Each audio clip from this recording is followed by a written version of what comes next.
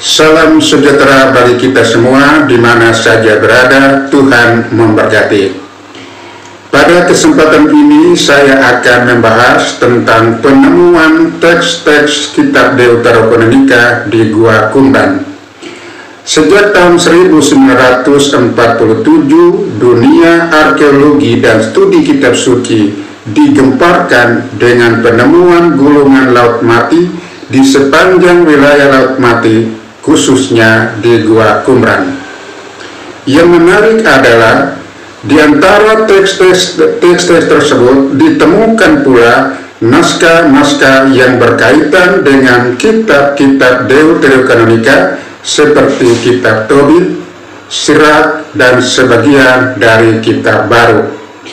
Penemuan ini membuktikan bahwa kitab-kitab Deuterokanonica sudah dikenal dan dihormati oleh sebagian komunitas Yahudi sebelum masa Yesus. Ini menjadi bukti penting dalam memahami sejarah kanon kitab suci serta perkembangan iman Yahudi dan Kristen awal. Saudara-saudari terkasih, dalam video ini kita akan bersama-sama melihat latar belakang penemuan, daftar kitab Deuterokanonica yang ditemukan, serta makna penting bagi studi kitab suci dan sejarah gereja. Gua Qumran menyapa gereja Katolik. Kitab Deuterokanonica dalam tradisi Yahudi kuno. Saudara dan saudari, penemuan naskah laut mati di Gua Qumran pada tahun 1947 sangat penting dalam studi kitab suci, termasuk pembahasan mengenai kitab-kitab Deuterokanonica. Penemuan ini menunjukkan bahwa beberapa kitab Deuterokanonica telah dikenal dan digunakan oleh sebagian komunitas Yahudi sebelum dan pada masa Yesus. Yang pertama, apa isi naskah laut mati di Gua Qumran? Di Gua Qumran ditemukan lebih dari 900 naskah yang terdiri dari 1. Teks kitab suci Ibrani, yaitu kitab suci Perjanjian Lama. Hampir semua kitab suci Perjanjian Lama ditemukan kecuali kitab Ester, termasuk kitab Yesaya yang sangat lengkap. Yang kedua, kitab-kitab apokrif dan pseudepigrafa atau tulisan palsu seperti kitab Henokh, kitab Yobel, dan beberapa kitab lain yang tidak masuk dalam kanon resmi. Yang ketiga, kitab-kitab Deuterokanonica seperti kitab Tobit, Sirak, yang juga ditemukan dalam versi Ibrani dan Aram. Keempat, ada 3 tulisan komunitas Qumran. 1. Peraturan komunitas. 2. Gulungan peran. Dan yang ketiga, himne pengucapan syukur.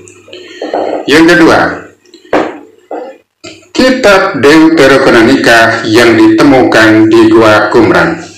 1. Kitab Tobit.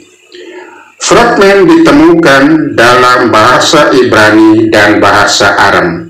Ini membuktikan bahwa kitab Tobit ditulis dan dihargai oleh komunitas Yahudi tertentu. Yang kedua, kitab Sirak atau Yesus bin Sirak. Beberapa fragmen dalam bahasa Ibrani ditemukan. Hal ini menunjukkan bahwa kitab ini memang berasal dari tradisi Yahudi, bukan ciptaan belakangan. Saya ulangi lagi. Beberapa fragmen dalam bahasa Ibrani ditemukan. Hal ini menunjukkan bahwa kitab ini memang berasal dari tradisi Yahudi, bukan ciptaan belakangan. Ketiga, kitab baru. Meskipun tidak ditemukan dalam bentuk lengkap di Gua Qumran, ada kemiripan ideologis antara baru dan beberapa teks di sana. Yang ketiga, implikasi teologis dan historis. Pertama, penemuan ini membantah anggapan bahwa kitab-kitab Deuterokanonika hanyalah buatan gereja Katolik kemudian hari. Saya ulangi lagi.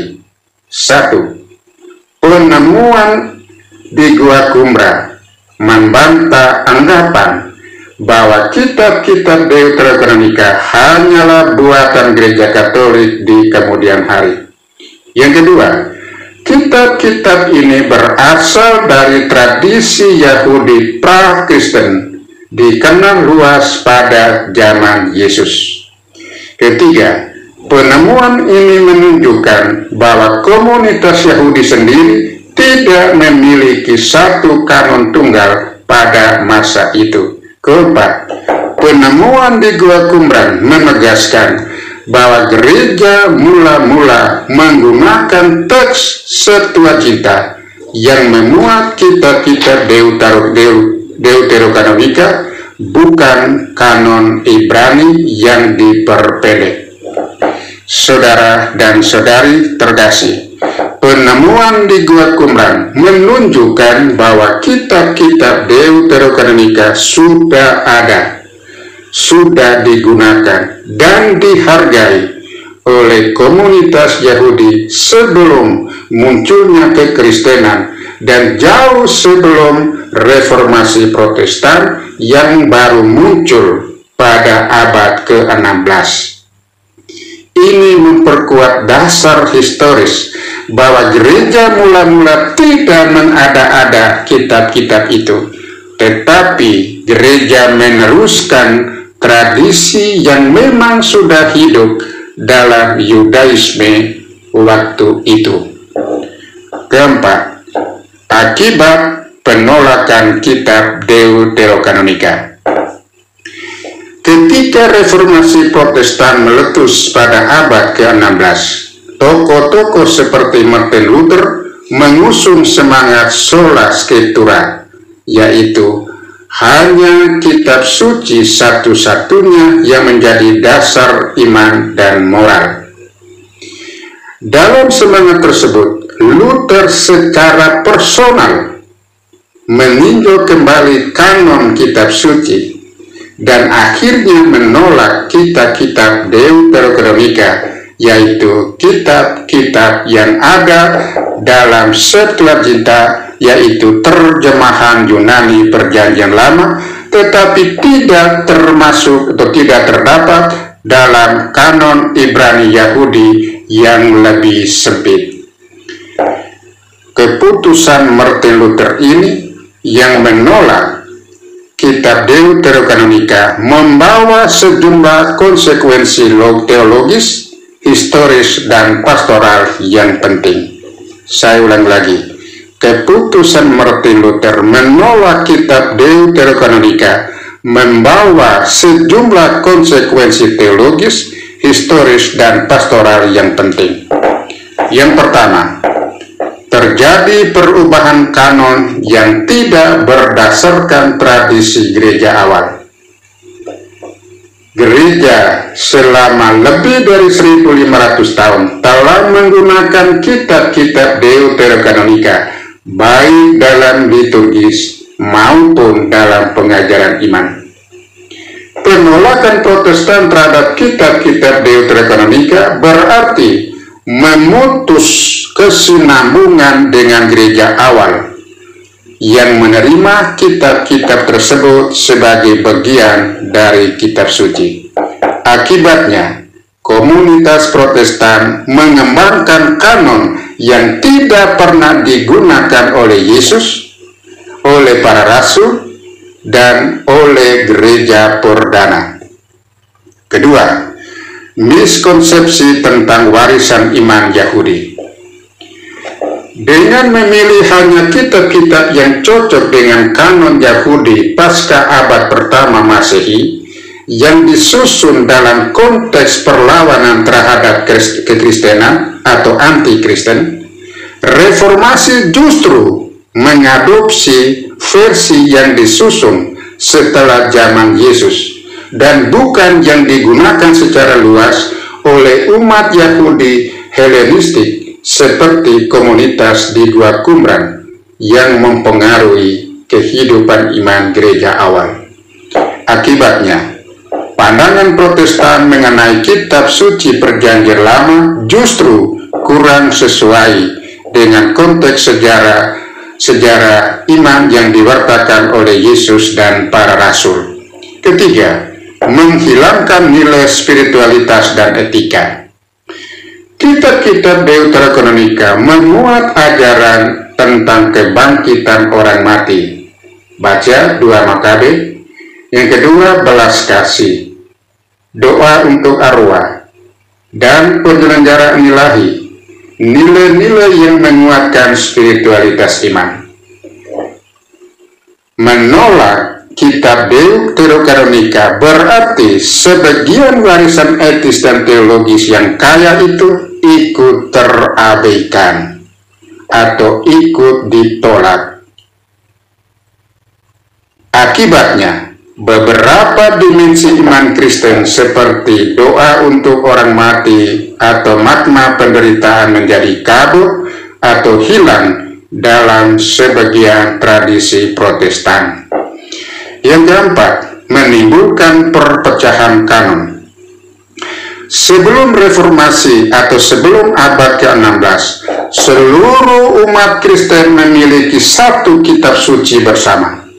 Saya ulangi lagi.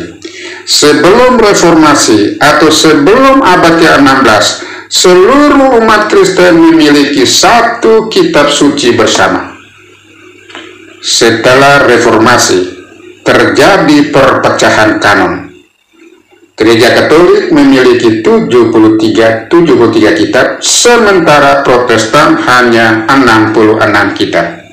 Akibatnya, kesatuan kitab suci sebagai dasar iman Kristen universal menjadi terpecah. Kelima, miskomunikasi dan saling tuduh antar umat Kristen. Penolakan kitab-kitab Deuterokanonika menjadi salah satu akar perdebatan tajam antara gereja Katolik dan Protestan sampai sekarang ini. Saya ulangi lagi. Penolakan kitab-kitab Deuterokanonika menjadi salah satu akar perdebatan tajam antara gereja Katolik dan komunitas Protestan sampai saat ini. Hal ini memperkuat sekat antara denominasi, padahal asal-usul iman Kristen berasal dari akar yang sama. Akibatnya, dialog ekumenis menjadi lebih sulit karena berbeda pandangan soal otoritas kitab suci. Kesimpulan, penolakan Protestan terhadap kitab-kitab Deuterokanonika bukan hanya perubahan teknis soal jumlah kitab suci, tetapi membawa dampak mendalam terhadap teologi, spiritualitas, dan persatuan umat Kristen. Disinilah pentingnya melihat bahwa kitab-kitab Deuterokanonika bukan tambahan.